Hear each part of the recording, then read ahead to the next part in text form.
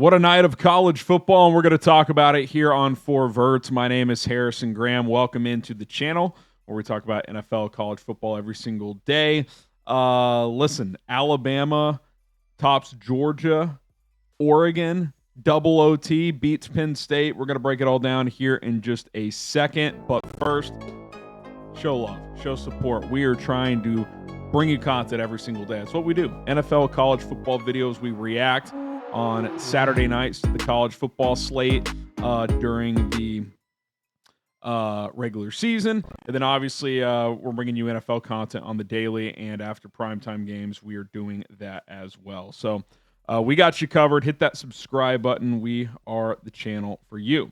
I want to talk about, to me, what was the most interesting game of the day going into it, and what played out is the most interesting. Obviously, Bama, Georgia is a big one as well. We'll talk about that. Big win for Kalen DeBoer. But Oregon 30, Penn State 24, in a game that was awesome but kind of not awesome at the same time, because, you know, that game's 3-3 at halftime. Oregon had missed a field goal. They had stalled out a couple of times after driving down, and you're like, it feels like the Ducks are not a lot better, but better than Penn State.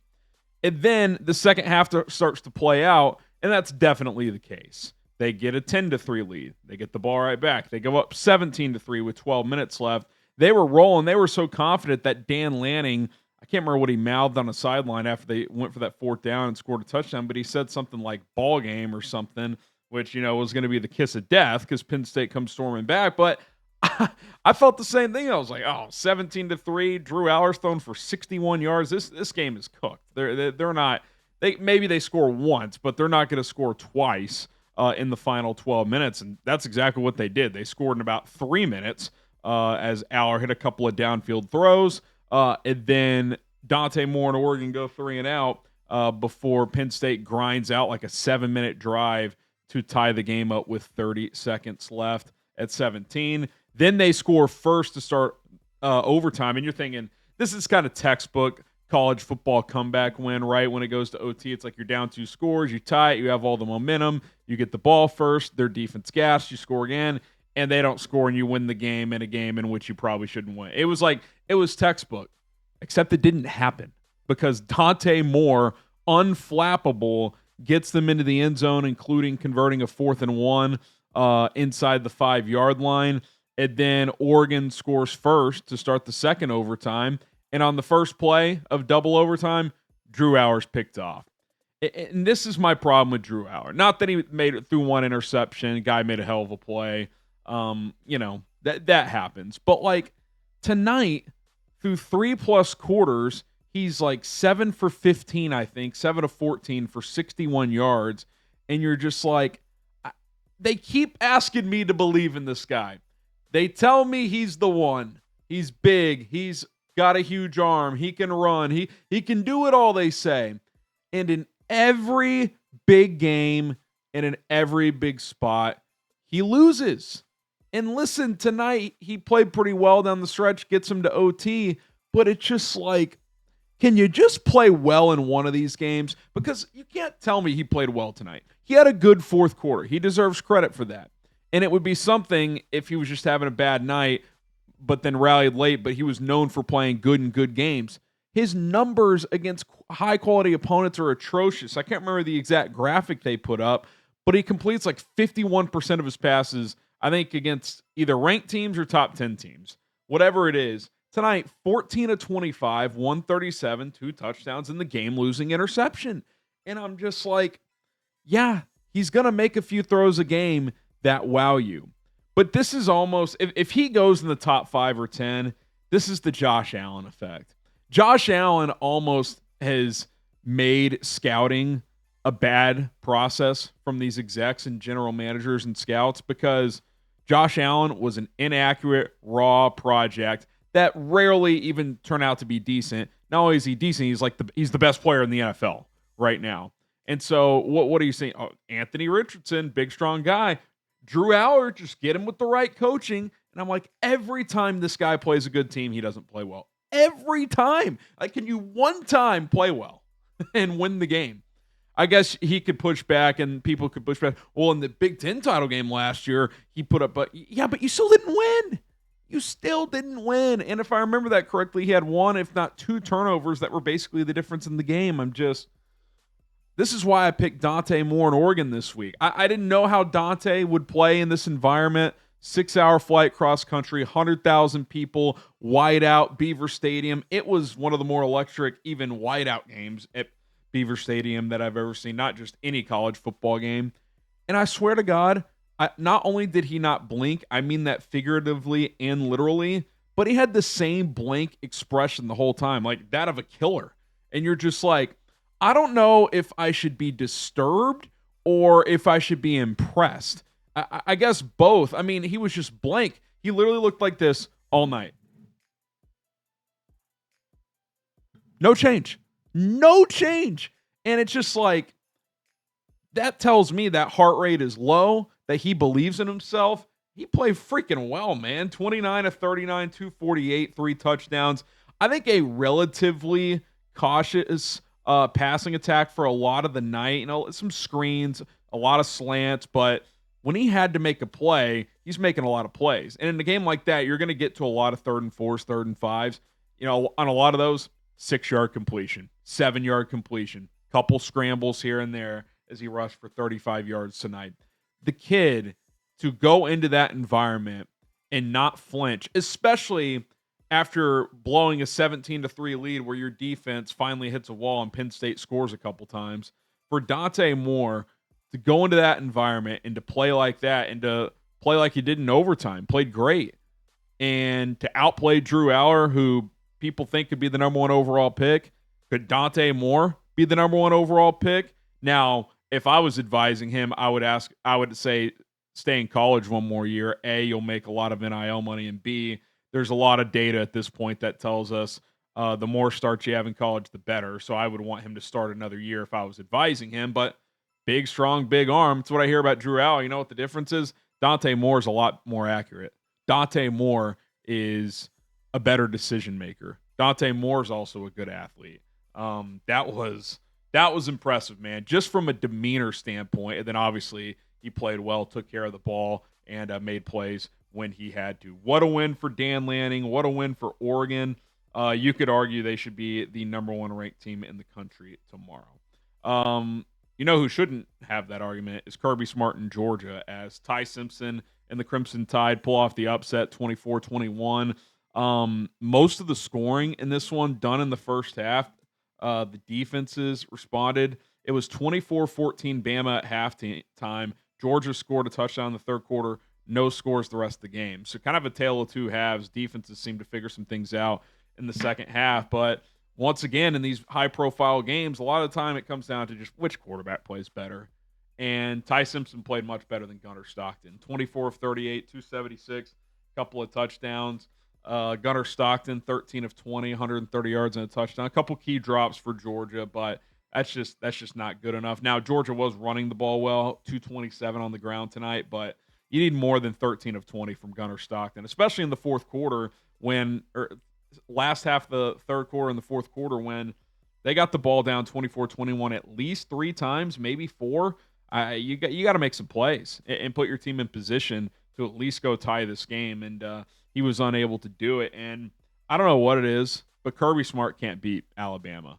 It's one thing when Saban was there and Saban's his mentor, and it's like, okay, he knows everything Kirby's going to do. Like, you know, it's like your dad, right? Like, even if you're both adults, like he's going to know you better than you know him type of thing. But 0-2 against Kalen DeBoer, who before this game, Bama fans wanted to run out of town. And I don't want to say rightfully so, but not zero reason so. Like, if I'm a Bama fan and I go from Nick Saban to missing a 12-team playoff in the first year and losing to unranked Florida State week 1, who, by the way, just lost to Virginia, I'd be pretty pissed off too. But he's beaten Kirby twice now. And I'll tell you what, Ty Simpson's not perfect. He misses some throws. He's not a great athlete. But he's the type of quarterback that he and Ryan Grubb like, just someone who can consistently drive the ball downfield. Now, Jalen Milroe obviously threw a really nice deep ball, but Ty Simpson's a pocket quarterback. DeBoer wants a guy that you could spread him out and just sling the pill around the yard. And this guy can do that. So that's got to have Bama fans excited. Kind of a had to have it, right? I mean, you can't, obviously, if you're 10-2 as an SEC team, you're making the playoff. But if they lose tonight, they're 2-2.